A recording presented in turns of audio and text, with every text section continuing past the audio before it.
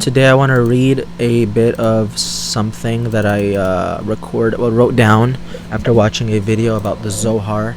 If you don't know what the Zohar is, it is a Kabbalistic text. In fact, it's probably the heart and soul of Kabbalah. And I am going to be reading basically one of the keys of two. Well, I'm getting deja vu right now. But I'm going to be reading one of the two keys for this. So the desires I receive are not me. Only the reason I receive the pleasure is me. So when you say me, we're talking about our soul. Or rather, we're talking about our choice. We get to choose, right? So the desires I receive are not me.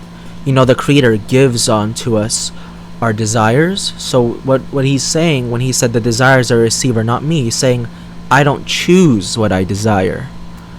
And then when it says only the reason I receive the pleasure is me, what he's saying is you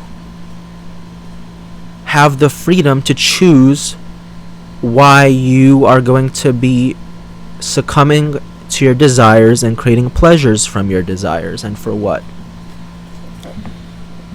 If I intend to receive whatever the Creator gives, not for me, but instead for realizing the intention behind creation, meaning if I choose to receive what it gives to me, if I choose to receive it with the intention of realizing why that happened, why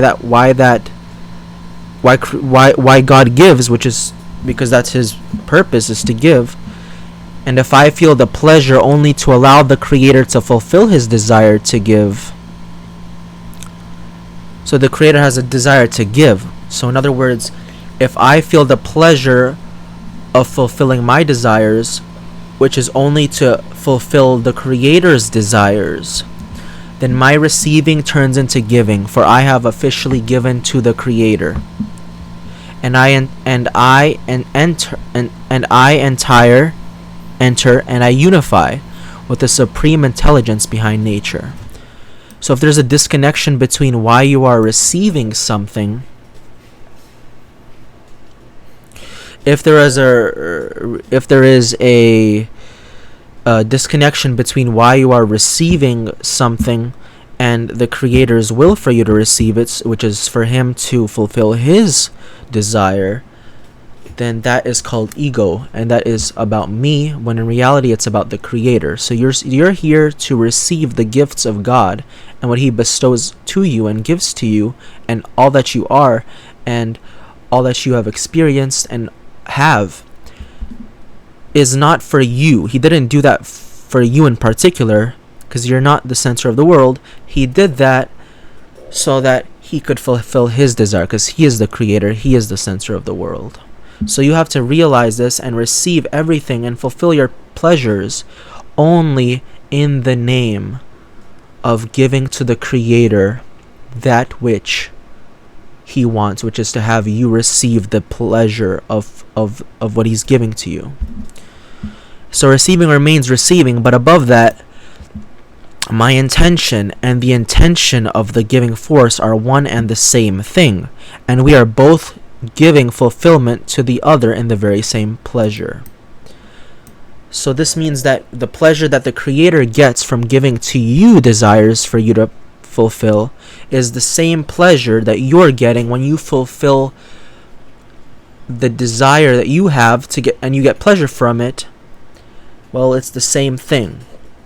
In other words, you have become like the Creator, and you are in your natural home. And the more strength I have to oppose taking pleasure only for myself, the more strength you have to resist taking pleasure only for yourself, the greater the light that enters. In other words, the aim of my work is to have a constant aspiration for the giver, the Creator. And this aspiration is also my fulfillment. And now you have become an independent desire to give, which is the birth of the soul.